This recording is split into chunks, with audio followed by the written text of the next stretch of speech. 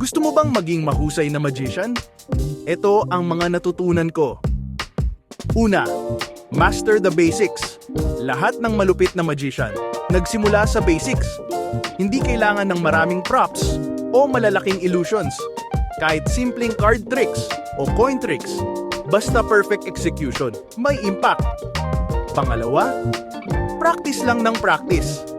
Magic is all about repetition. Hindi sapat na alam mo lang ang trick.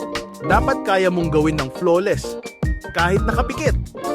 Practice hanggang maging second nature sa'yo. Pangatlo, napaka-importante ng presentation. Hindi lang ito tungkol sa trick, kundi paano mo siya ipinapakita. Ang energy mo, facial expressions, at kwento mo, yan ang magpapahanga sa audience. Pang-apat, perform for real people. Huwag matakot ipakita ang magic mo. Mas marami kang audience, mas matututo kang mag-handle ng reactions, mistakes, at hecklers.